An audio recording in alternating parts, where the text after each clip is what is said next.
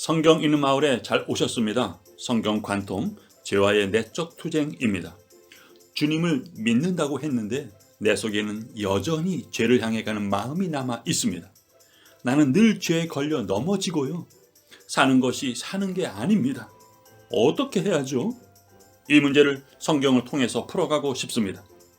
창세기의 언약은 출애굽기의 구원을 이루십니다. 레위기는 약속의 땅에 들어가서 행할 규례를 기록했습니다. 민수기 시내산에서 요단 동편까지 가는 길에서 하나님은 새 사람을 빚어 가십니다. 신명기 모세는 요단 동편에서 새 세대에게 시내산 언약을 선포하고 이어서 새 언약을 전합니다. 새 사람이 새 언약으로 약속의 땅에서 살아갈 것입니다. 하나님은 언약을 돌판에 기록하셨어요. 이는 가르치기 위해서입니다.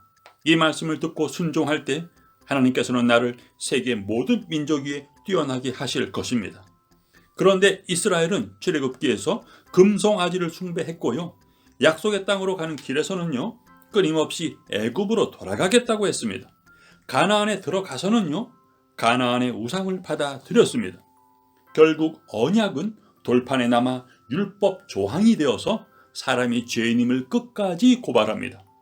그러나 하나님은 약속하셨어요. 이 율법을 사람의 마음에 기록하시겠다고요. 나는 말씀을 순종하는 사람이 될 것입니다. 이것이 새 언약입니다. 앞으로 새 언약은 성경을 관통하는데요.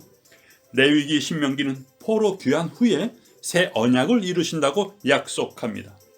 약 1000년 후 이스라엘은 바벨론 포로의 형벌을 치르고 돌아와서 성전 재건, 성벽 재건을 합니다. 에스라, 느헤미야는 이 성읍 한가운데서 말씀 낭독을 하고요.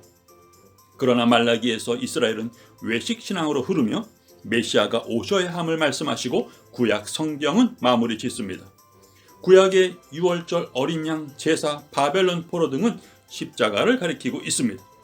예수님의 십자가와 부활에 이어 사도행전에서 사도 바울은 복음을 전함으로 교회를 세웁니다.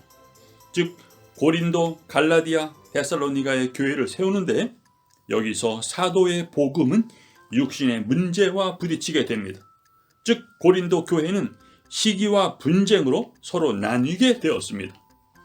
사도는 이 문제의 원인을 육신에 속한 자라 진단했습니다. 육신에 속한 자, 즉 그리스도 안에서 어린 아이라는 것입니다. 이 육신의 열매는 아주 험악한데 아버지의 아내를 취하는 음행, 송사 등입니다. 육신을 성경에서는 3가지 종류로 다루는데요. 첫 번째 몸, 두 번째 예수님 믿기 전에 옛사람, 세 번째 그리스도 안에서 어린아이입니다. 세 번째 육신에 속한 자, 주님을 믿긴 믿었지만 아직 어린아이예요. 예수님을 처음 믿을 때의 마음은 어디로 갔는지 다시 죄로 돌아가 버리는 나를 발견합니다. 왜 이러지? 이상하다. 다른 사람들은 어떻게 사나? 주위를 돌아보니 다들 그렇게 살아요.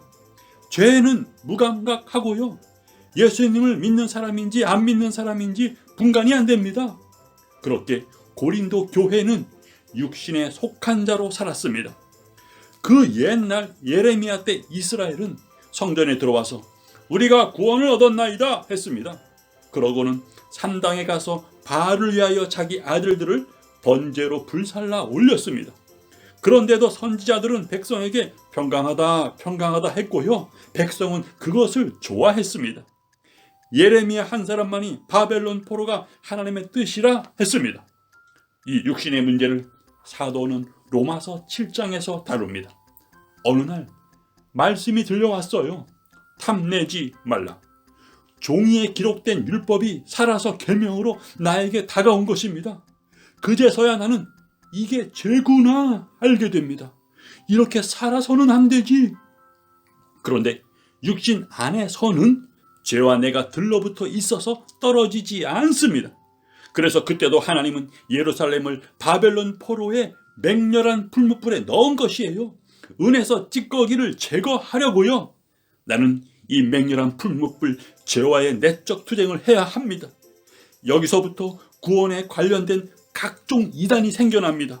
자신의 내면을 정직하게 들여다보기가 힘들기 때문이에요. 그러나 하나님께서 구하시는 제사는 상하고 통회하는 마음입니다. 이 싸움을 하던 중에 내 마음 중심에서는 어느덧 이런 기도를 합니다. 주님, 나는 말씀을 따라가고 싶습니다. 그런데 나는 말씀을 행할 힘이 없어요. 주님, 나를 도와주십시오. 라고 절규를 할 즈음에 실수하지 않으시는 하나님은 말씀으로 오십니다. 음행과 온갖 더러운 것과 탐욕은 너희 중에서 그 이름조차도 부르지 말라. 이는 성도에게 마땅한 바니라.